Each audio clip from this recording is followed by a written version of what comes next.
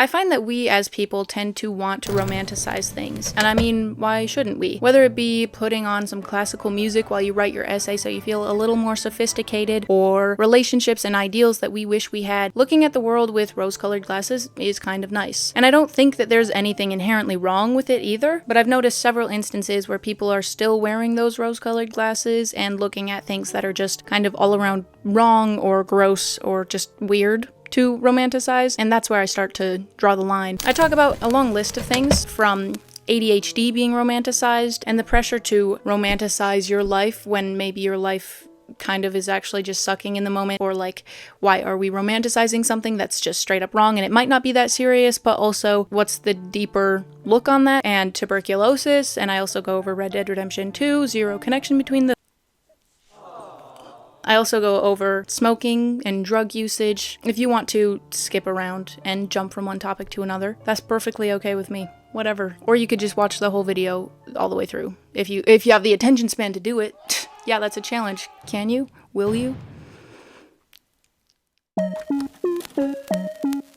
I've noticed that people often tell you to enjoy every moment, or find beauty in everything, or make these years count, it only goes downhill from here. But that is a high standard to reach, because turns out not every moment is beautiful. In fact, some things are just difficult and painful, and romanticizing them only makes that more painful, because now you're not only going through a difficult situation, you're also failing to see the beauty in it, even if the beauty in it is either non-existent or burdened with hardship. It's okay to be upset with a situation and not try to twist it into something beautiful, because maybe it just isn't. I'm not saying you should never try to find the light in a dark situation. I'm just saying it's okay, and sometimes even valuable, to see that a situation is in fact dark.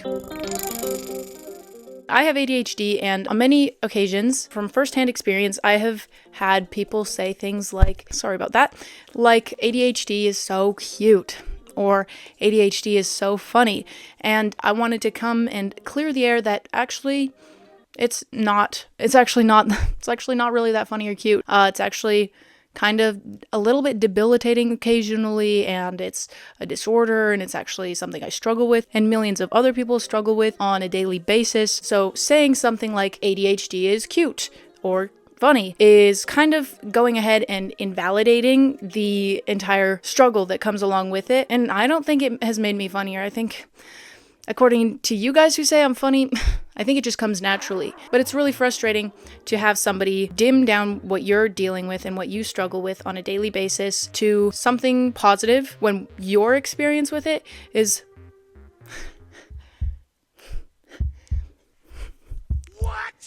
Sorry, my ADHD kicked in mid-video.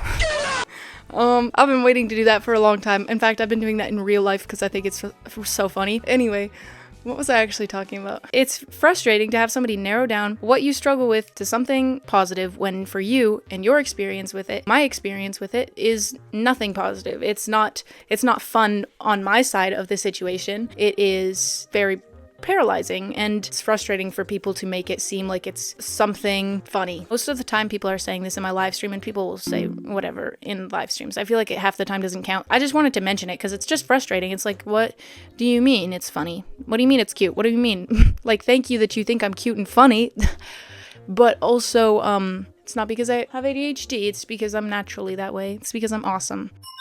So thanks for the compliment, but do a little soul searching and realize it's extremely backhanded, and it hurts my feelings. I was born in the wrong generation! I don't think you were. Obviously, it's okay to look back at a certain era and appreciate the beauty, the music, the clothes, the culture, the romance of it all. But in doing that, I think it's important to look back and see the flaws of the time as well. Recognize that you weren't born in the wrong generation, you just like the aesthetic of the 1950s or the 1920s or the 1800s. You like the aesthetic, not the reality of the life that you would be living if you were born in 1802. I just want to specify that this is from like a North American perspective and not worldwide truth. I'm not saying this applies to everything across the globe. Because it seems you enjoy the comforts of your modern home and the accessibility to basic needs such as food, water, and heating. It seems that you enjoy posting videos about this opinion you hold from your phone, which would be unimaginable back in the day. You say you were born in the wrong generation, but you also like having a hot shower every day and sleeping in a nice bed every night. You like having fast food at your fingertips 24/7. You like having a closet full of clothes. You like having TV shows, movies, and books that you're able to read because you had enough education to not be illiterate. This is specifically, I'm talking about the 1700s to like 1800s in this little section right here, by the way, guys. And sure, media can depict many different eras as beautiful, so much more romantic, so gentlemanly. He holds the door and stands for women as they enter the room. But you're forgetting that that only applied to a certain class. You're not taking into account that what if you don't want to get married to your cousin because you as a woman can't own it yourself? That is, if you had enough familial wealth to own a property in the first place at all. Again, it's okay to recognize the beauties of a time as long as you also recognize the glaringly obvious flaws. Same thing goes for today. But to say, gosh, I just wish I was born in 1802, men were such gentlemen back then, right after watching a Jane Austen movie means you're ignoring so many detrimental right-revoking factors. I understand that in this current day and age, hookup culture is extremely prevalent, and I understand being upset about that if that isn't what you want out of a relationship. And I get that the dresses and the suits and the architecture was also beautiful, but you need to remember that only a certain, very small percentage of people got to live the life that is represented in so many Jane Austen movies, books, and other pieces of media representing a similar time.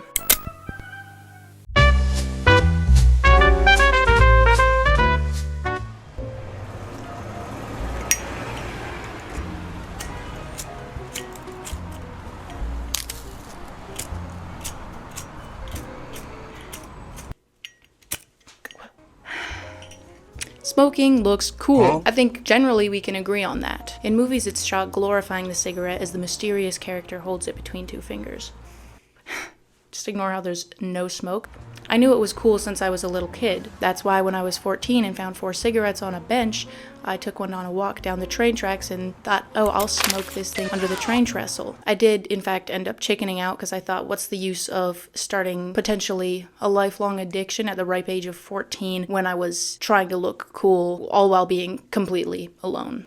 It was a cool day. Now, for movies and TV shows, I understand why you would make drugs look appealing, because turns out they are appealing. Turns out smoking a cigarette can feel really nice. So nice that 1.3 billion people are users, if not addicted, to tobacco products. That's why it kills more than 8 million people every year. I know this is starting to sound kind of like an anti-drug campaign. That's why I've got this bad boy to just even out the playing fields. But bear with me. In so many forms of media, drug usage is glorified. But guess what? Smoking is bad for you if you didn't know. Yeah. It actually kills your lungs and gives you cancer. Now, that's not to say that all movies and TV shows don't show the effects of addiction and drug abuse, so when that does come up, I find it really valuable. If you're gonna show drugs and you're gonna make it look good because it feels good, at least show the horrible side effects that it can have on you, your body, and the people that you love around you. Because for the first few episodes of Euphoria, I was thinking like, wow, I gotta live a little. I'm kind of a loser. I should get out there and do something with my life and, go to a party or whatever. And then you get to season 2 and episode 5 and you're like, dang, that is horrible. This is depressing and sad. So I really appreciate the honesty of how horrific addiction can be. Although it's not really working, I do appreciate how Canada and many other countries, including Australia, which was the first country to mandate plain packaging. On plain packaging, it'll show the kinds of cancer you can get, and it'll just be this really quite disturbing picture of someone's tongue being like half rotten in their mouth, and it's like, oh, I don't really want that to be me. Whereas in the United States, and I'm sure many other countries, you get a nice, classy, good old-fashioned pack of cigarettes with no lung cancer or gore, basically. So that's cool, which in my opinion allows you to be much more ignorant to the harm that comes with smoking. If you're from the United States and you know more about this and you do have plain packaging on your packages, that's awesome. I couldn't find that much information from the little amount of looking that I did.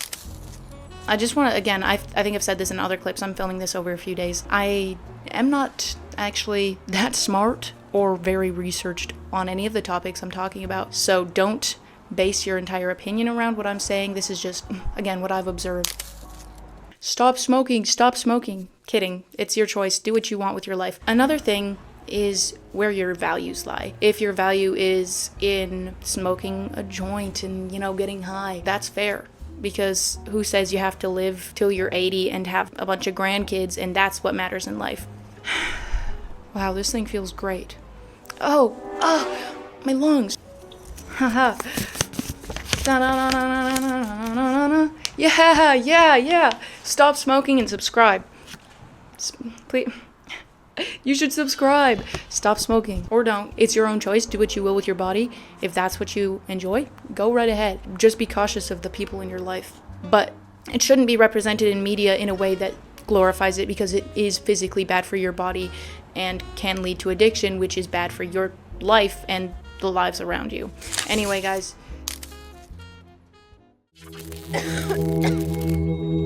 As you succumb to a slow and consuming death, your lungs fill with bacteria, making every breath a struggle. You've been bedridden for months, but now more than ever, you have this frail beauty. You were so ugly before, dude. Thank goodness you got tuberculosis. What? Your skin is a pale porcelain, dewy. Your lips a rosy pink. Your cheeks flushed. You're thin, dainty, delicate. You're sickly, weak, wasting away. But at least you're pretty. At least you're pretty. You look so much better now. It's really beautiful. It's really romantic. There's a comfort in your slow and undeniable death. Your loved ones know it's coming, and so do you. It gives you time to say your goodbyes, redeem your wrongdoings, create some art to continue your legacy. It drags on for months or even years before it finally consumes your body, letting you breathe one final breath.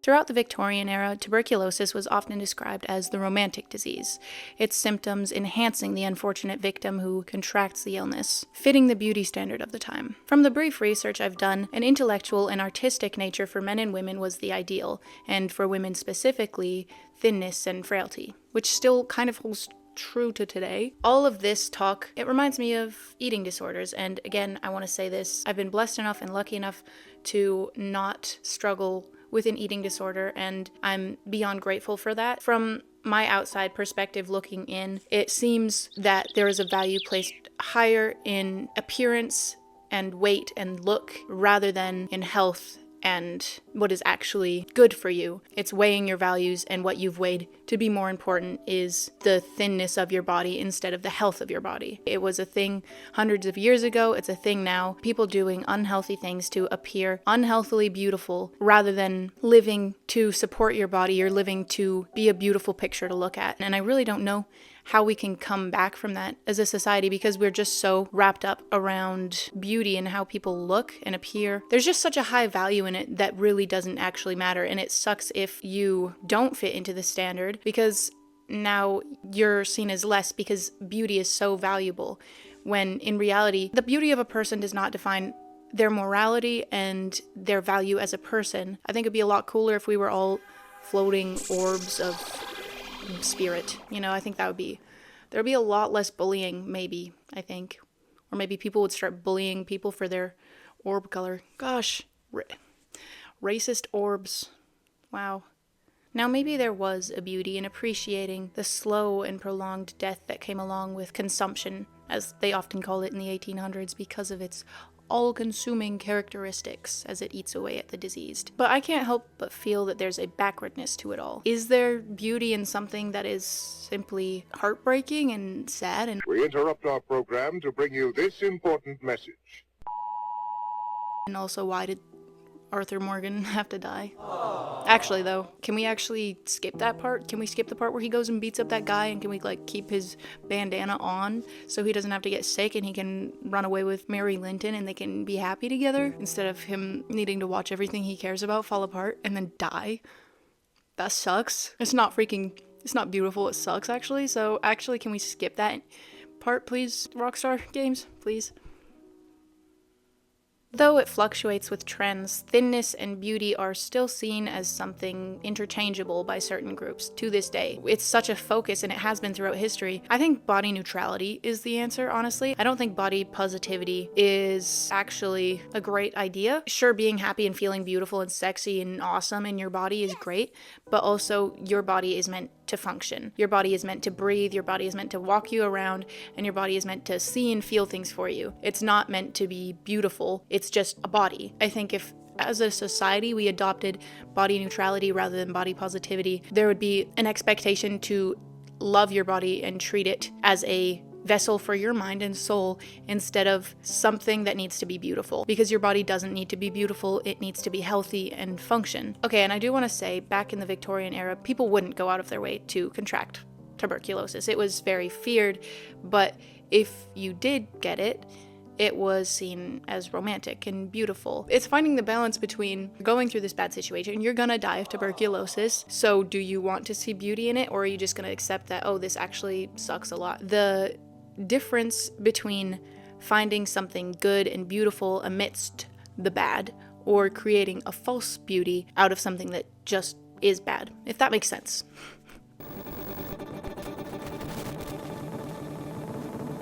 There are some things that I think are simply disgusting to be romanticizing, such as abuse and toxic relationships and serial killers, which is far more common than I'm comfortable with. I think we've all seen and heard the amount of letters that have been sent to heinous serial killers such as Ted Bundy, Jeffrey Dahmer. If you fangirl over real serial killers, you, I believe, are a bad person. If you are willing to go so far as to fangirl and like have a celebrity crush on someone that has raped and murdered, it's so bizarre that your mind can go from a monster who has committed countless atrocities against countless people and then switch it to, oh, but he's kind of cute though, he's kind of sexy actually. People who do that, I think, need a serious reality check, because I think you must be so far disconnected from the reality of the torture that the victims of these people endured, and for you to disregard the victims' real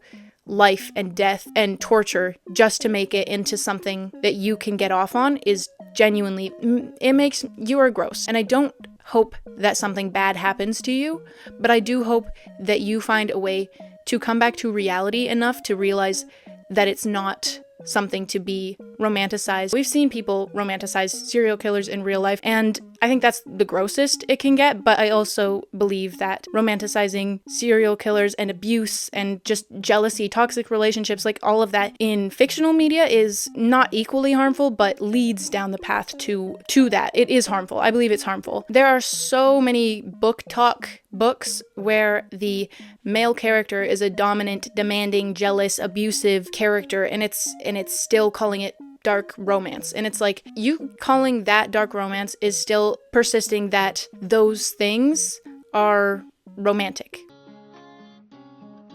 The Office perfectly encapsulates what I mean when I say romanticization can be utilized. You take something ordinary, like a piece of paper. It's not much, but if you see it in the right way, and that's what you did with this documentary. It takes ordinary people living an ordinary life, working a job they might even dread waking up for in the morning, but the moment you start looking for the beauty and the heart, it begins to seep through every crack. I thought it was weird when you picked us to make a documentary, but all in all, I think an ordinary paper company like Dunder Mifflin was a great subject for a documentary. To fully enjoy life, I believe that you need to look to see the beauty in it. If you let it pass you by, you're missing what's all around you. There's so much goodness in life, and there's so much goodness in people if you just take the step to find it. And I know, because of how I've been talking the entire rest of this video, it seems that I'm against romanticizing things that are inherently bad, but I don't actually fully believe that. I do think that there can simultaneously be good and bad. You just have to be cautious and acknowledge bad if you're going to strive to see beauty out of it, because you can go through a difficult situation and make it something to appreciate and find beauty in. Basically, the rest of the video is just a disclaimer on also seeing the bad and not overlooking it and being blinded by romanticization. There's a lot of beauty in ordinary things. Isn't that kind of the point?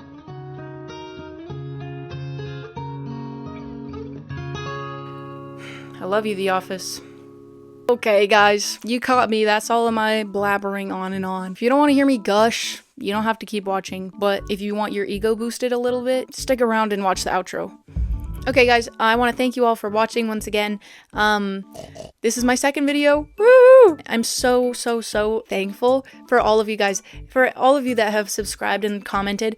You guys have no idea how much it means to me. I'm so happy seeing all the comments like knock off Danny Gonzalez. You guys have no idea how much that means, because Danny Gonzalez, Drew Gooden, Curtis Connor, Chad, like Jarvis Johnson, Eddie Burback, Slushy Noobs, they're all such huge inspirations to me. You guys comparing me to them, it makes my heart leap for joy. And to be compared to your inspiration is like, kind of, what more could I ask for? I'm so thankful for all of you guys. Thanks for watching. And also, guys, subscribe now to join the club. To join my club, guys. Subscribe now to join my club. It's gonna be awesome. We're gonna have great times. We're gonna have meetings and stuff, and we're gonna have snacks and things. It's gonna be really cool. And if you guys want to be there, that's how you do it. That's how you join, is subscribing. I'm growing, and you can join the grow train if you join now, because then later you can look back and be like, yeah, I was an OG, and everyone will be jealous of you because they'll be a newbie, and I'll appreciate them, but we can bully them and be like, wow, they weren't here, they don't understand fully, they weren't here when it all happened. Thanks, guys, again, for watching. Love you all. Bye. Sorry about that. I'm sorry.